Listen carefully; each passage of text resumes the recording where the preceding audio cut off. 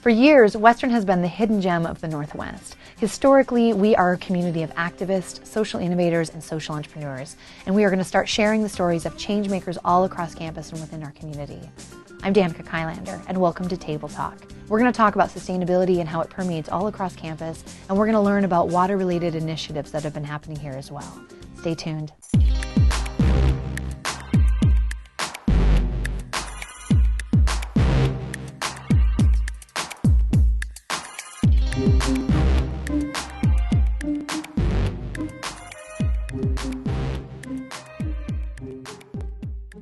We are honored to be joined by Sara Purington.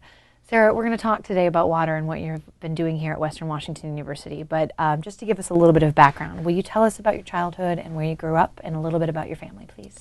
I grew up in Denver, Colorado, and my family started a nonprofit organization called Oosterhouse Project that does clean water projects in East Africa. And when I was about 14, we moved our whole family over to Nairobi, Kenya, and my dad started working within communities there to drill wells, provide filtration systems, really just find ways to work with communities to bring clean water. How did you end up at Western Washington University and then in Fairhaven College? Well, it was definitely a long ride to get to Fairhaven. It took me a little while to kind of figure out what I was going to do next, but I always knew it was going to be something around maybe getting back to Kenya and working with communities. So I started in community college at first, just kind of seeing what was out there, getting my feet wet in the college experience, and then transferred over to Western, not even knowing about Fairhaven College, and then meeting people and taking a class, and then eventually being part of that program, and it just really transformed my educational experience, and I got to study things I was really passionate about and ended up shaping my education around water studies and looking at global disparities in terms of water issues. So what is it that really lights you on fire when you think about it? Why would you take the extra classes and make that a focus in your education? Yeah, I think for me, a lot of it is just the basic need for water that every human has. I mean, you need it to survive. You can't go without water, and especially clean water is really important to every human. So a lot of it kind of comes down to that human rights aspect of it, that everyone needs access to water, and really just seeing especially what is happening around the world in terms of water issues and the disparities happening in terms of global south and global north and the inequalities that you see. And can you explain that concept of global north and global south? Oh, yeah. Just seeing, the global north, the more developed countries like Europe and America having really easy access to water within nearly every home.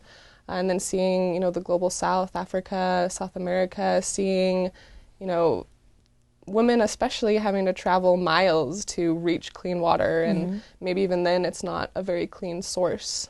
So just seeing, why is this happening? I think that was just a huge question that I brought into my education of why is this going on, and what are the solutions especially.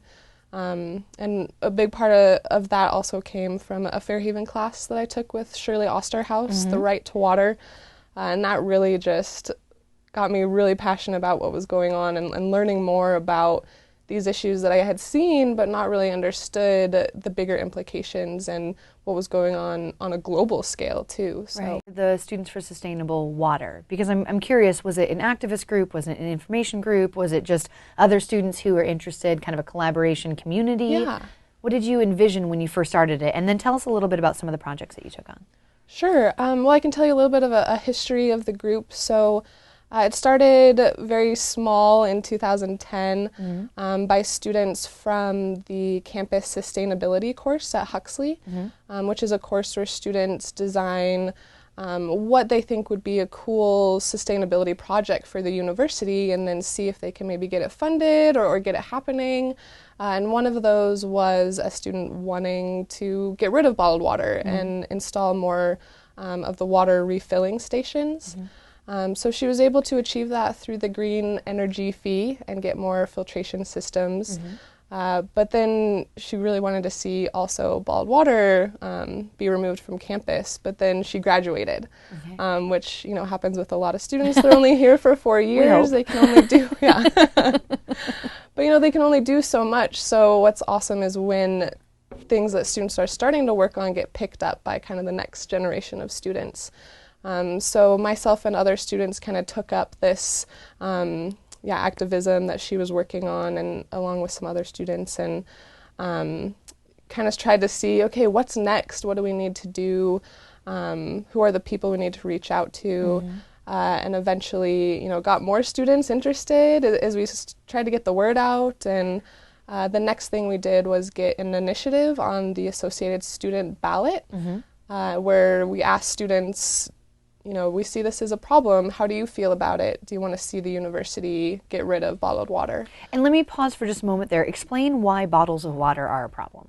Yeah, please. Good point. There's definitely a lot of different reasons. One of the most obvious is the environmental issue in terms of the plastic that's often not recycled, ends up in oceans and landfills.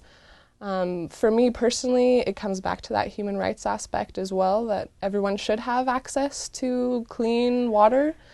And for us here in Bellingham, Lake Whatcom, is such a great source of water, such a clean source, and we have access through that with our tap water. Tell us a little bit more about how we got the water bottle ban initiative on the ballot. Yeah, so a lot of that was about education. So going out and meeting with students, going into classrooms, talking about these issues of why it was important, and really just trying to educate campus. And also just hear from students, did they feel strongly about this as well? Were we the only ones, or did they really want to see this happen? And we really overwhelmingly saw student support. It was really awesome to maybe be tabling in Red Square here on campus and have students, holding out their reusable bottles, being like, yeah, like, we support this. Oh. And that was just really inspiring of seeing, this is what the students wanted. So we eventually got on the ballot and won with 72% of the votes in favor. 72% of the Western community voted for the water bottle ban. In favor of the ban. Wow. Yeah, of the students Perfect. that voted. Yeah. Sarah, I really want to thank you. I want to thank you for seeing the problem and addressing it and taking the initiative. And, I think sometimes it might be easier for one person to push through, but for you to have worked with so many and to make this a community thing. Thank you. Yeah. Thank you for your work at Western. Well, thanks for having me. Yeah. Yes, I appreciate you coming on the show. Thanks.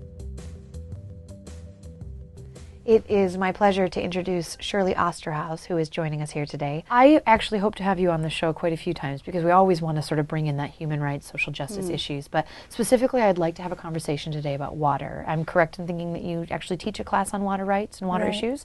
Can you tell us a little bit about how you got into water? Sure. I wish I should have looked up the date, but I think it was in like 2005 when Greenfest first had its big event in Seattle. They were doing these all over the nation, and I went to that, and I went to one of the talks, and it was by Maud Barlow, who is a Canadian who runs the Blue Planet Project and the Food and Water Watch. And she did a talk on the global water crisis, and I was pretty much blown away by all that she had to say. And I immediately got her book and have been reading books ever since. And she does it clearly from a human rights perspective, and that's why I think it resonated so strongly with me, because that's where I come out of. I'm not a scientist, so I don't do the science of water.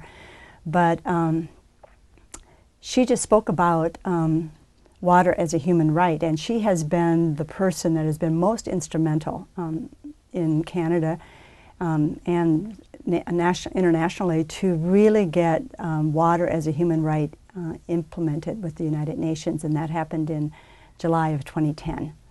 So now water is named as a human right with the United Nations, and it means that people should all have access to clean water and sanitation services. I mean, it's happening here, water issues, and part of, I mean, at the same time that it's a human rights issue, we have all these forces that are working against upholding that right for people, and instead of a human right, it's often seen as a profit-making business. Yes. So you have the privatization of water, which is what, like even with, bottled water, as I think you had Sarah talk about, corporatization of water, where all the huge big water companies that go into other countries, like, again, affecting the global south in heavy ways, go into those countries and drill for water, for bottled water. And they then take the water resources of another people for profit making and selling. I'm just so grateful that you're here and sharing some of sort of the atrocities that we might not discuss on a daily basis. I'm also really curious about where we've been effective and maybe who has been effective in combating it. So Sarah spoke a little bit about education. Yeah. Just talking about it now makes a big difference for anybody that's going to watch the show. But then also, what are some of the other, so would you recommend a water bottle ban across the United States? Would you recommend water refilling stations everywhere? Or where should we prioritize these next steps for people who want to get involved? Well, I do think, yeah, I mean, first of all, everybody just being really mindful that they do use their water bottles and refill. And yes, cities, I think, could bring back drinking fountains. You don't find too many of those around anymore, but things like that where people could get water, the poor could get water off the street instead of needing then to go to a store and buy water. I think it's atrocious that we also here in Bellingham have boats on our watershed. One of the only places probably in the United States where motorboats are allowed on a watershed. That kind of thing, or what we do to, our stormwater runoff. I mean, I think the city has done a great thing right now, putting these little rain gardens in all different street corners, you know, to purify more of the water that goes down the drain. So those kinds of things are all good, and I think, I mean, I was elated when we got the water ban for the bottled water here. Now, the bottled water ban here on campus, I thought that was great. But then pretty quickly the same counters were filled with flavored bottled water. Yes, I noticed so that as well. There's a whole effort, I think, that has to be happening around educating people on all of that. This is your moment to be our water expert, so feel free to run through the pieces that either you haven't covered or that you want to clarify. Well, I just think it's really important that we know that we're going to run out of fresh, clean water. With what's happening with pollution, what's happening with fracking, what's happening with the privatization of water, what's happening with climate change, we're going to run out of clean, fresh water unless we do something really to protect it and to preserve it and to be mindful of what our own usage is of it. And that's on an individual level, but we also have to work on a systemic level where we really challenge big businesses, big corporations, like, the water, about the Keystone Pipeline, not letting that go through aquifers, not letting the Bracken oil fields go through rivers in Canada. That will spoil the freshwater sources. If any of us in the audience want to learn more about water, where are some of the resources that we could turn to? Like, is there like one top website that we at least start with, or? Well, there's just so much. I mean, it's amazing what's out there right now. But Food and Water Watches, I'm just going to name that one now because Maud Barlow has worked strongly with that one. Food and Water Watch. Okay. And they've done a lot with the ban on bottled water also. Okay. Wonderful. Yeah. Anything else you'd like to share before we go? Preserve water. Thank you. Shirley, I really, really want to thank you for coming. You're welcome. And I do promise to have you back because you're just a wealth of information. So thank you very much. Thank you. Thanks for coming. Thank you. We have Katie Sowinski joining us today. Katie, will you tell us a little bit about how you got involved in the water bottle ban at Western? Absolutely. So in the spring of 2012, I ran for the AS Board of Directors, and during that same spring, there was a student initiative run by a group, Students for Sustainable Water, and they ran an initiative to get students to vote to ban plastic bottled water bottles off of our campus. And so when that passed, and when I was elected as the Vice President for Student Life during 2012-2013 year, we worked together, the Students for Sustainable Water and myself, to get that done. And what are some of the steps that you had to take and work, what was that collaboration like? It was kind of hectic. So we had to work with various different campus groups. So I was working with that club, the Students for Sustainable Water Club, my fellow members on the Board of Directors. University Housing and Dining was kind of the big one. There was also a lot of talk and collaboration that we had to do with athletics and other groups on campus that were essentially getting funding from this surplus, I guess, of funding that comes from our contract with Walton Beverage, and water bottles being being what is the word I'm looking for? Like part of the profit stream, you mean? Yeah, okay. exactly. Would be something we had to consider in terms of like, well, if we take water bottles away, how do we make up for that funding that goes to athletics and the tutoring center and stuff like that? So all of these campus groups were part of the process at one point or another. So we did, with some other interviews, talk a little bit about the privatization of water, right? So I can understand that there might have been a little bit of resistance or at least some kind of bureaucratic hurdles that you had to face. What was some of the other resistance that you encountered? It was mostly that, at least on the administrative side, like trying to grapple what the funding kind of consequences would be. But as far as what actually happened with that, it was like there was solutions all of a sudden and things just kind of fell into place. Other things that were of consequence would have been like funding that would have gone to the tutoring center, but we wanted to see, that funding come from other places that didn't need to come from like a profit of water bottles, which water bottles are devastating to our environment. They show up in oceans and in landfills everywhere, and we have free access to water. We get our water from Lake Whatcom, and we have that access, that free access to water. And so why would we pay for bottled water when we have that access that other people don't? Yes, we have quite a privilege. So I can actually feel your excitement about this. Yeah. Did you have any passion about water or water issues before you before you were on the AS board? I don't know that I specifically knew a whole lot about water issues specifically before I was on the board, but I was always kind of an environmentalist. I always tell people a story about when I was in the 5th grade and we learned about salmon, and ever since then I was like, oh my gosh, I have to turn off the faucet or I'm killing the fish. Right. And so I think from a very early age I would consider myself an environmentalist, and I wanted to work on this as soon as it came, to be that I was going to be the one to do it. I was very excited to work with everyone. If you could pick one kind of most compelling reason why this was so exciting for you, and mostly I'm looking at help us understand why water issues are so important. What was the one compelling thing that you're like, when we hit the hard days, I have to do it because of this? Okay, that's a good question. I think that it really comes down to knowing that I'm living in a place where we're very privileged to have access to water, and other people in the U.S. and other people outside of the U.S. don't have that same access. So when we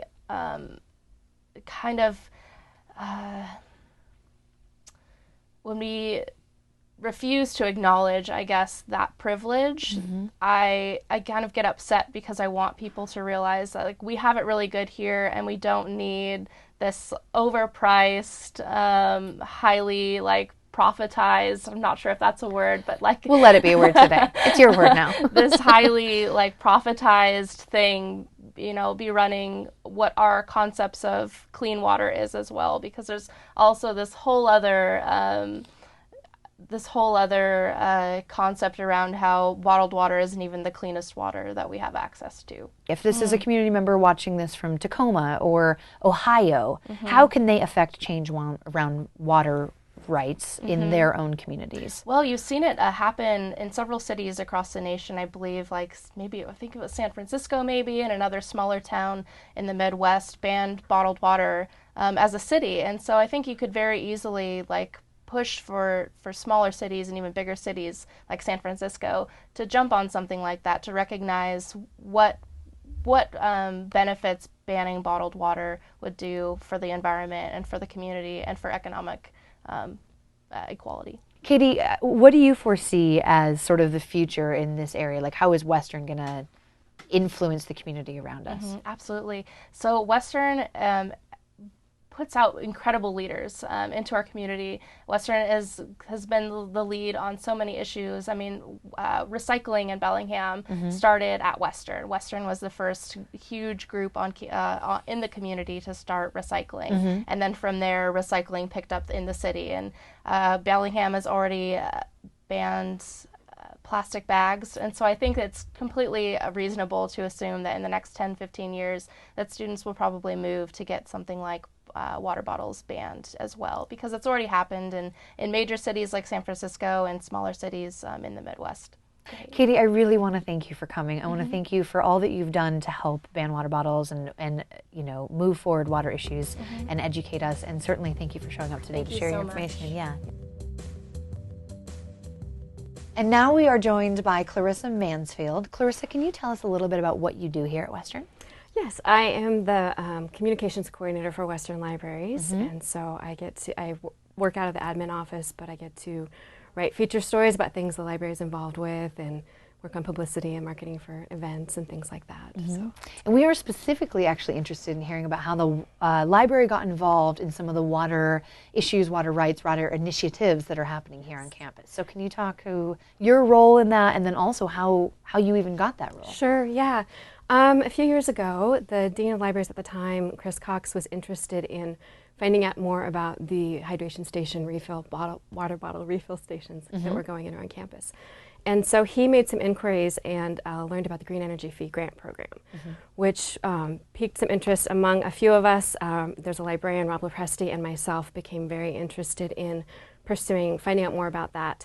And just for our viewers' sake, what is the Green Energy Fee? Can you tell us Yes. maybe the shortened version of what you learned? It is actually a really awesome program. We are really lucky at Western to have access to the Green Energy Grant Fee Program because it's something that allows faculty, students, and staff to collaborate on experiential learning projects that have some kind of outcome related to environmental ed or sustainability. Okay. And so it's tied to something, an initiative or an idea or an educational project. Usually it's student-led, and then faculty and staff get to work collaboratively with the students. So at the time I was also going back to school for environmental education master's program through Huxley, and so there were a lot of overlap between my interest and then the library's interest, and then two students that I met who wanted to also pursue this same project. But they're wonderful. They were part of Students for Sustainable Water, and they came to us, wanted to work with us, and we knew that there were some other hydration stations already on campus, so we wanted to make ours complement those, but be also a little bit different and tie it to the library specifically. Okay.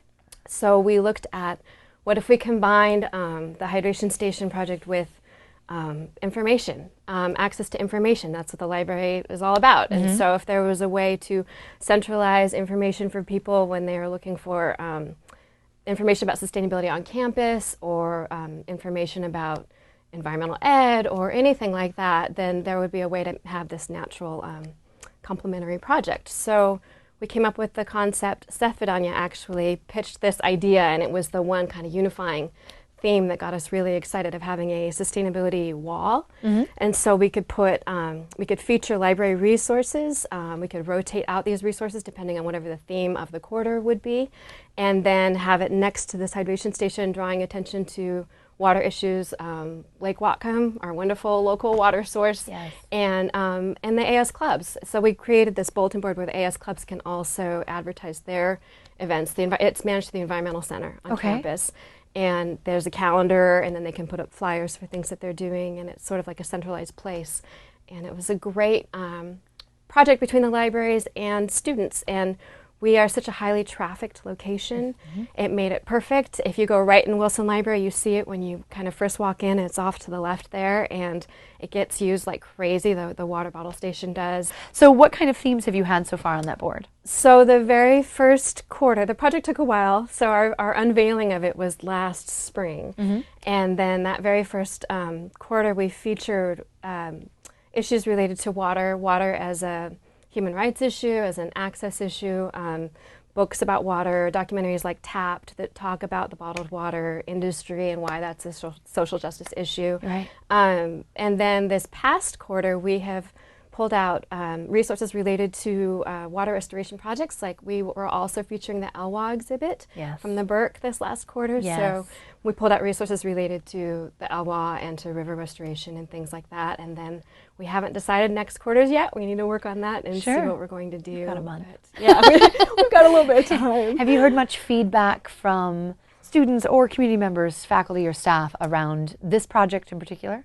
students, I just know every time I walk by, they're using the water bottle station, which is great. Yes. I've had some really good talks with different students, the 2 students that were part of the project, and then others from Students for Sustainable Water, about how in order for something like this initiative to go through, you have to provide a viable alternative to people. Yes. And then also... And thank you for that, by the way. Yeah, give them Yes. kind of some context and some understanding of why it's important. And then I think the station does that. And overall, the feedback's just been really positive, and I'm really happy that it all worked out, and it's been good. And it's made us think about what other Green Energy Fee Grant Program projects could we work on with the library with students. It's such a wonderful program. It's such a great opportunity. What are you anticipating in the future? Are there any kind of big, and you don't have to tell us a specific project, but maybe an issue that you think you might be tackling next?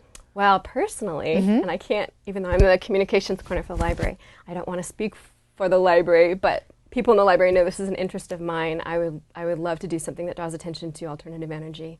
I joked at my thesis presentation, solar panels on the Sky Bridge, and the dean did not say he was against that.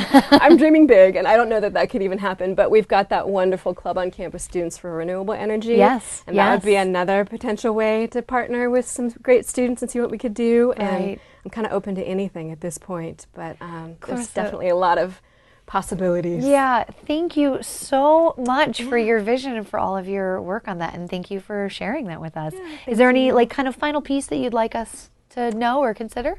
Oh, just that really at Western, I think we're so lucky to have the students on these kinds of projects and other things and the initiatives. Our students are so committed and passionate and inspiring, and I learn from them every day, and that was another benefit from this, is I got to learn from them and be inspired by them and think about things in a different way. So that's the main thing, is we're lucky to have the students that we do.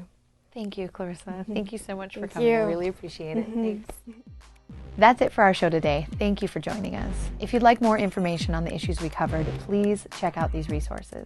I'm Danica Kilander, and I'll see you next time on Table Talk.